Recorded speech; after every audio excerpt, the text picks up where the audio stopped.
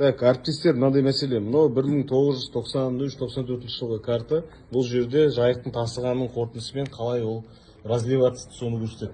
Мысалға, мына жерде Индерборский деген ауыл тұр. Оның үстінде мына горы. Жайықтың мына көк боянып тұрған жайықтың шығып кеткен несі. Схематично бәрін картаға енгізген екен. Мына жерде қандай? Елтай дейді, мына жерде метельшок, гребеншок деймін бірдеңелер. Көріп тұрсыздар ғой. Жайық мына жерлердің бәрін тасып кеткен. Мына көк стрелкаға назар аударыңыздар. Бұл жарып кеткен тұстар. Сол кезде жарып кетіп аққан тұстар. Мына көріп отырсыздар ғой.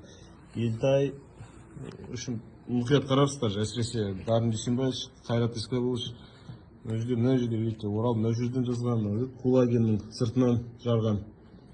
Бірақ ауылдарды қарап отырсақ, в основном қоршап қысаған болып тұр ғой дамбалармен. Соның арқасында ана айналаның бәрі су болғанның өзінде де сақтап қалған. Так, мына жерге келеміз, мына жерде құрылыс дейді. Так, содан кейін зат, мына жерде Тополи дейді. Так, мынау жер Карманов дейді. В общем, мына жерде көп ағыс жоқ, көп жармаған, бірақ бірең-сараң бар, көріп тұрғаныңыздай. Так, бұлай келеміз. В общем, Махамбетке келеміз. Сартоғайдың тұсынан мына жерден жарған. Өзім мына жаққа жарған. Махамбет целым аман сақ қалған, бірақ қарама-қарсы бетке жарып кеткен сулар. Так, мына жерде не кетеді? Канал кетеді. Мына жерде де канал бар. Нарын кетеді. Нарын мына жақта Исатай ауданына барып, Жалтыр деген өзенді толтырып, Навагат, басқа жаққа енді Исатай ауданының өздеріңіз бана айттым ғой, өздеріңіз түсінесіздер. Дальше мына жерде тағы бір канал, Бақсай каналы шығып, мына қарай тасиды.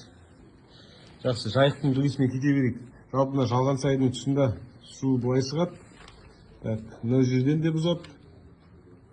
Так, мынау қай? Опытная дейді.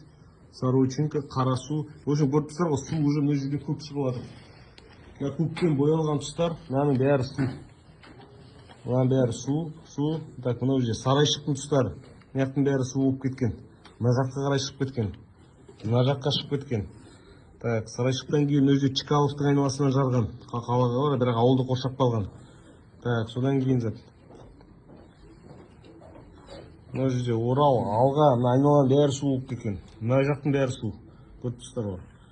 Так, мына қызылмен боянғандар салынған дамбылар, күшейтілген дамбылар, жасылмен бояғандар каналдарды тазаланған жерлері. Так, мына жерде арна дейді, редутта бірдеңе жасалған да, защитный дамбылар дейді.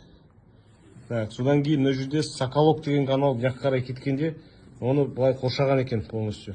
Қоршаған, бірақ ол мына бәріне су өткен, мынау қазіргі Қарабатанның айналасы. Қарабатан мініп тұр, мына жақтың бәрі су, теңізге дейін су. Так, енді қайтып келеміз, біздер қай жерде едік жаңа. Жайықтың бойында болдық. Так, Алға, так, Сарайшық, Редут, так, Бесікті вроде аман қалған, олармен қоршап қалған, бірақ мына жағы су. Алмалы тоже айналасының бәрі су. Мынаяқтың бәрі су, көріп тұрғандарыңыздай.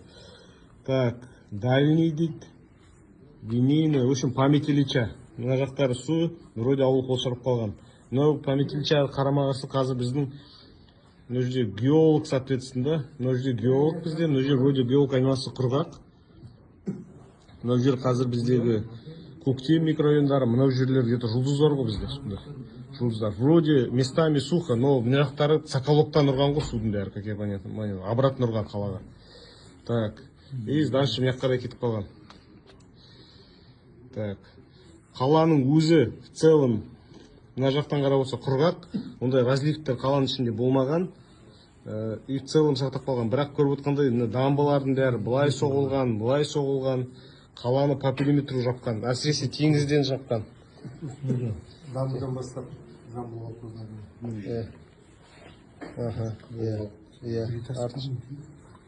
Перетаскаға дейін соққан, В общем, көріп отқандай су келіп, направлениялар стрелкалар бойынша ұрады. Мынау енді болжамды ғой, осыдан 30 жыл бұрын болған жағдай, сіздерге жіберіп жатырмын ақпарат үшін.